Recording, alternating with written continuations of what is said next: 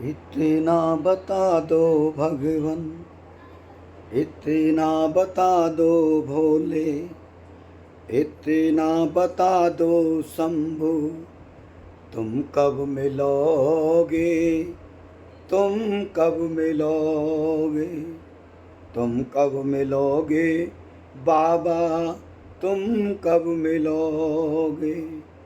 इतना बता दो भोले, इतना बता दो शंकर, तुम कब मिलोगे, तुम कब मिलोगे बाबा, तुम कब मिलोगे।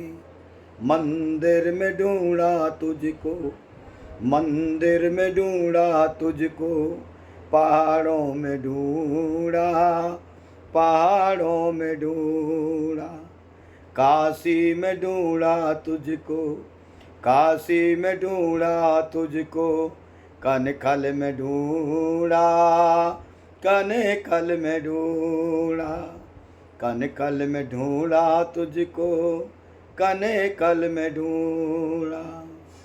इतना बता दो शंभु, तुम कब मिलोगे, तुम कब मिलोगे। न मंदिर में पाया तुझको, न मंदिर में पाया तुझको, न पहाड़ों में पाया, न पहाड़ों में पाया।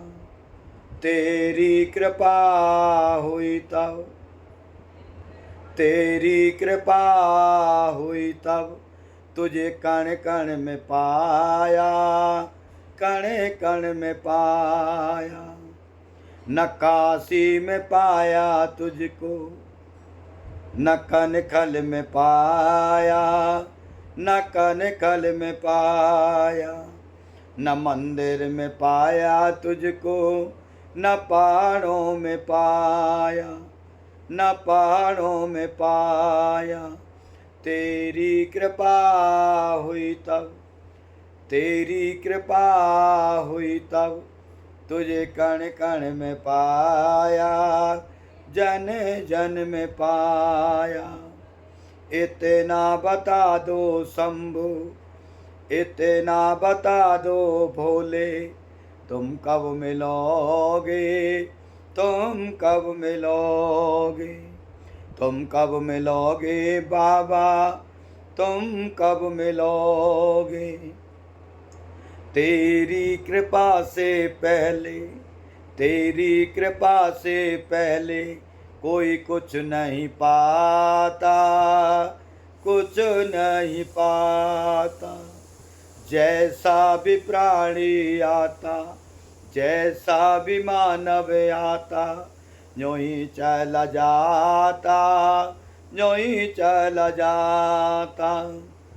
इतना बता दो शंभु, तुम कब मिलोगे, तुम कब मिलोगे। हे प्रभु, अनेकों प्रकार के वादाएं करके ये जीव अनेकों प्रकार की भोग योनियों में प्रतिकूलता का अनुभव करके, दुख का अनुभव करके, अत्यधिक वेदनीय पीड़ाओं का अनुभव करके ये माँ के गर्भ में, मानव रूपी माँ के गर्भ में आता है, मानव योनि में आता है, अनेकों प्रकार के वायदा करके आता है। लेकिन यहाँ आकर के सब कुछ भूल जाता है। कोई भजन भक्ति भी करता है तो वो मंदिर में ढूंढता है, कोई भजन भक्ति भी करता है वो पहाड़ों में, कोई काशी में, कोई कनखल में।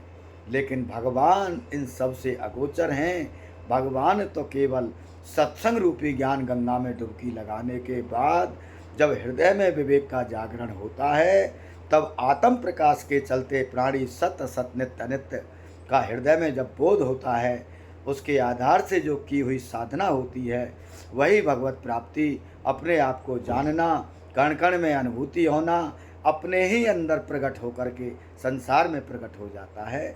इसीलिए केवल भटकाव है, इसीलिए भटकाव है। बिनु सत्संग विवेक न होई, राम कृपा बिन सुलभ न सोई।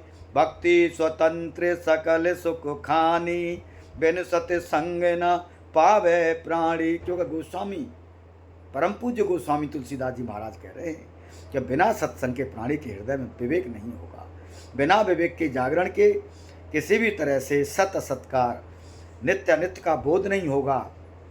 और फिर भक्ति सुख को हम कैसे प्राप्त करें, भक्ति के आनंद को कैसे प्राप्त करें, भक्ति के प्रेम को कैसे प्राप्त करें? जब तक हृदय के अंदर पूर्ण वासना का नाश नहीं होगा, तब तक उपासना पूर्ण नहीं होगी, तब तक भगवत दर्शन नहीं होगा। क्योंकि विभीषण जी से भी भगवान ने कहा, और कछु प्रथम वासना रही।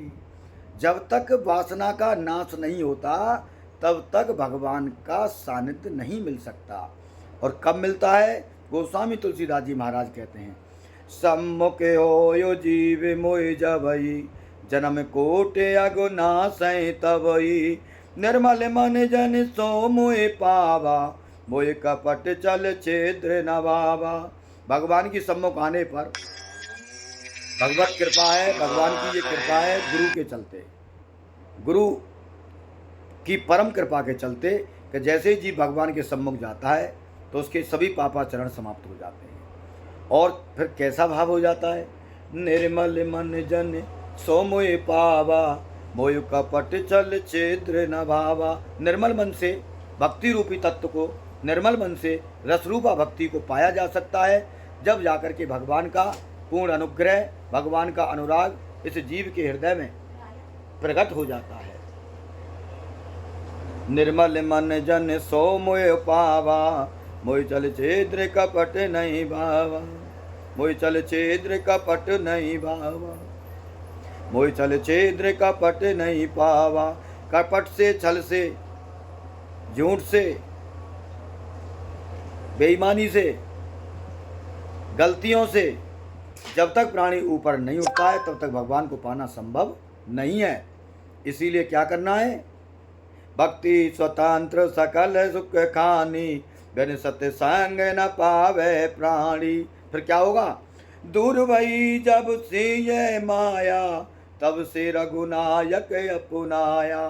क्योंकि भक्ति स्वतंत्र है, सकल सुखों की खान है, बिना सत्संग के इसको कोई पा नहीं सकता। जब प्राणी के हृदय में भक्ति आ जाती है, प्रेम आ जाता है, संसार और शरीर की निवृत्ति अनुराग के चलते हो जाती है। क्योंकि जब हमारी अखंड स्मृति भगवान में है तो प्राणी संसार को भूलता है, प्रेम संसार को भुला देता है।